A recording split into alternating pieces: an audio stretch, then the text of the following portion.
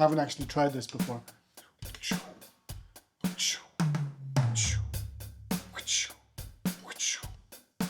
Oh, bad idea.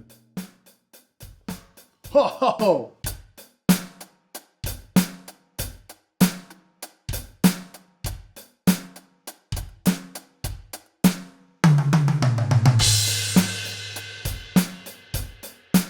Many years ago, when I was a guy with a desk job, actually not even that many years ago, a few years ago, I was a guy with an office job at my desk making techno on the side. And back then I remember reading a Reddit Ask Me Anything by a guy called The Flashbulb. Many of you will actually know the Flashbulb from his YouTube channel under his real name, Ben Jordan. Back then I didn't know about his YouTube presence, I just knew his music, which I thought was beautiful. One of the questions in the Ask Me Anything was, what do you think is underrated in electronic music production? And his answer was, real instruments. Because he said that if he didn't know how to play the drums, he wouldn't have a compass for the music that he's trying to compose electronically. And that little statement always sat in the back of my mind, and it just sat there and it stayed with me. And over the years I kept producing my techno, and I would always program my rhythms in by hand and intuitively from my experience, you know, going to parties and dancing, etc. I feel like I had enough of a sense of rhythm to make that work. However, more recently I've been programming drum grooves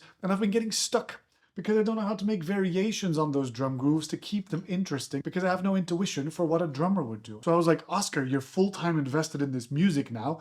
Freaking go for it. Why don't you learn how to drum? It's never too late. And that's why I'm making this video. And so I got myself an electronic drum kit, and I've only been doing it for like 2 weeks. But now is the perfect time for me to share my first observations from a non-drummer becoming a drummer. What are some of my intuitions that I've confirmed, and what are some surprising things? I think this video is specifically going to be interesting for the non-drummers amongst you who are also curious what you might learn from learning a bit of drums. And I've got 8 points for you. Forgive the very sloppy playing in this video. As I said, only been doing it 2 weeks. Please be kind. Dude, sucking at something is the first step towards being sort of good at something. Okay, numero uno is that these 3 drums are still the main ones. It's the kick, it's the snare, and it's the hi-hats.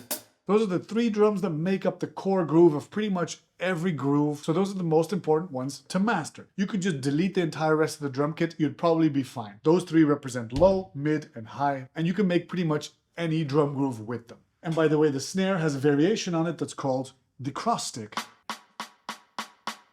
When I'm looking for samples like this, I usually use the word rim shot. However, in drumming lingo, there's 2 different ways of hitting your snare. Even on this electronic one, you've just got straight down the middle, and then you've got one called a rim shot here, where you hit the side and the middle at the same time. And then that more wooden sound that I really love is just when you rest your hand in the middle and you just go whack on the side. And so point number 2 from techno is that the concept of pulse and the concept of syncopation are still very much valid. So the pulse just marks the time like a metronome, like.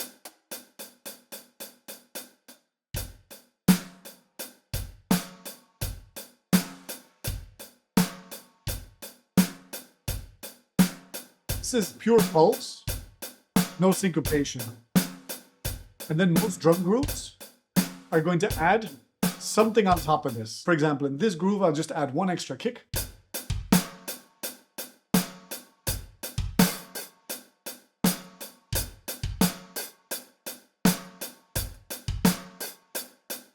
So you could generate endless drum grooves by simply thinking of establishing a pulse and then adding some syncopations in between. It's great to see that techno theory is still relevant. Number 3 is another electronic music thing that I see confirmed, which is that you can think of your musical phrasing in a very simple structure, which is there's a groove, which is the loop, and then at the start there's a splash, and at the end there's a turnaround, or called a fill sometimes in drums. So for example, imagine this simple beat is your groove, right?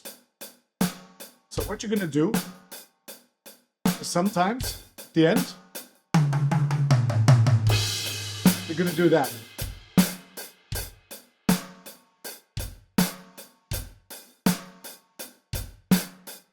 Here we go, turn around, then splash. And the splash happens at the very start of the loop, or this turnaround, also called the fill, happens at the very end. So you think of it as a structure like that, just an endless groove, but with a marker at the start and a turnaround at the end. Point number 4 is about rudiments or snare rolls. You see, snare rolls, I knew them as that thing that you do in the 909 drum machine just before a drop, you go brr, boom, boom, boom, boom, boom, right? Turns out, turns out that within the drumming world, there's this whole concept called the rudiments. And the rudiments just seems to be a fancy way of saying all the various ways in which you can hit your snare drum. Because if you can master that, you can hit anything on your drum kit the same way. However, it turns out there's an awful lot of depth and nuance to how you can hit your snare drum. You've got your singles, just once each. You got your doubles.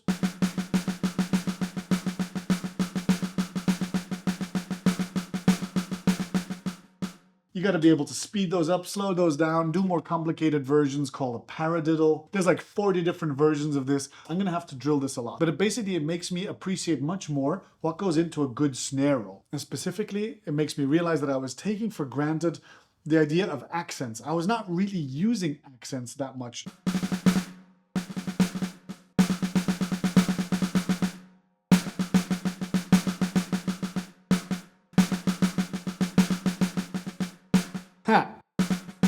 So hard. So I think practicing that a lot more is going to train my ears better for the subtleties of accents and dynamics within drum programming. And that brings me to the fifth point, which is that accents and dynamics make up such a huge portion of what's going on here. It's not just the notes, it's the weight or intensity with which you hit things. There's a lot of space for nuance there, and there's already so much space for nuance in these electronic drum kits.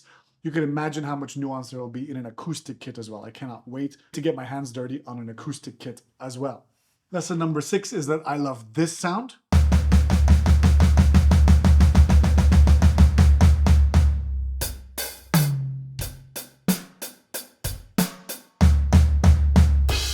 Basically hitting the low tom and the snare at the same time. So this works with pretty much any tom.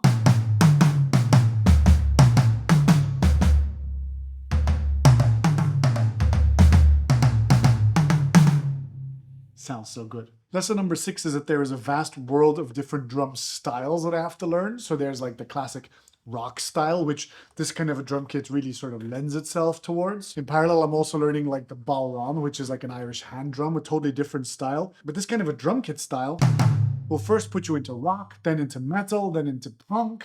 I really hope to explore funk and soul. And if you think that like a classic rock beat might be, then a classic disco beat might be.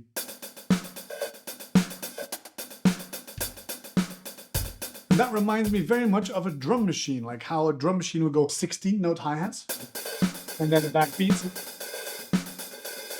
And that's very encouraging because that's very close to what I'm doing electronically all the time. Anyway, I'm not very good at the multitasking yet, but one of the big lessons in that disco style for me is the variation between closed and open hi-hats.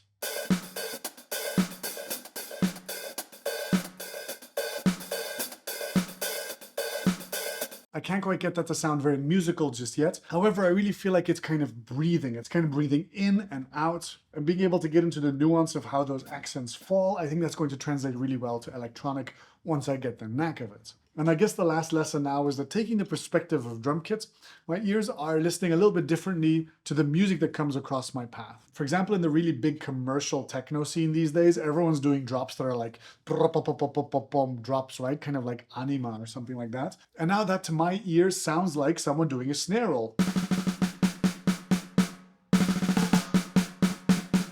If you take those kind of snare roll rhythms and you just put them into a synthesizer, you get this really percussive synthesizer style. I'll do a video based on that idea specifically. And also things like watching Fred again, I was kind of blown away by his, his finger drumming stuff.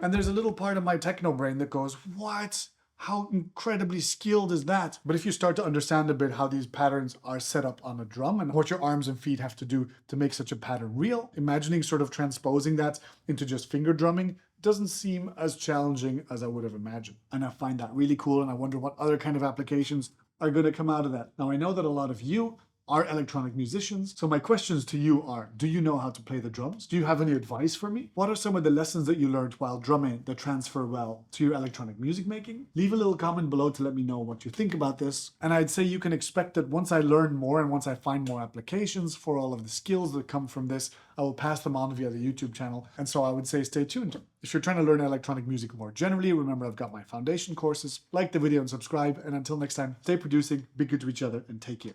Bye-bye. I'm gonna try and do that hard one again.